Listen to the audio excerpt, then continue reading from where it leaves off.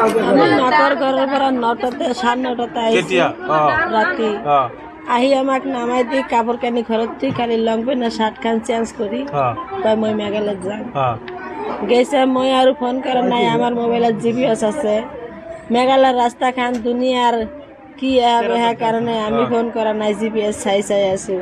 চালাং গৈছে চালাঙৰ পৰা 132 কিলোমিটাৰ ঘূৰি আহিছে আহি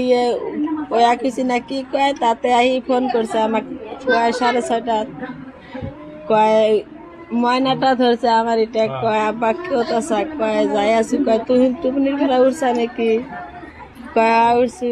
কয় মার লগত কথা কয় আমাক দিছে আমি কই আহি আছা নাকি কয় চাহ খাই আছো কয় যে চাহ লাগছে কইছে যেন চাহ আছে নি ভাই চাহ দিকচোন এইখিনি মই ফোনতে শুনিছো যে চাহ চাইছে চাহ লাৰুছে তাৰপিছত ফোন কাটি দিছে আৰ কথা কোৱা নাই কেতিয়া ঘৰৰ পৰা ওলাই গৈছে সোমবাৰে না কেতিয়া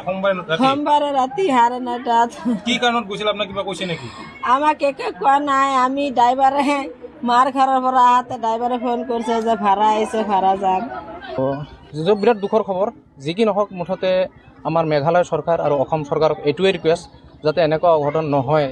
আমাৰ অসমৰ যুৱক যেতিয়া বাহিৰত যায় কিবা বিজনেছত বহিৰাজ্যত যায় কিবা কামৰ কাৰণে যায় তেওঁলোকে যাতে সুৰক্ষিত থাকে এয়াই মোৰ মেঘালয় চৰকাৰক ৰিকুৱেষ্ট আৰু বস্তুটো ভাল কৰি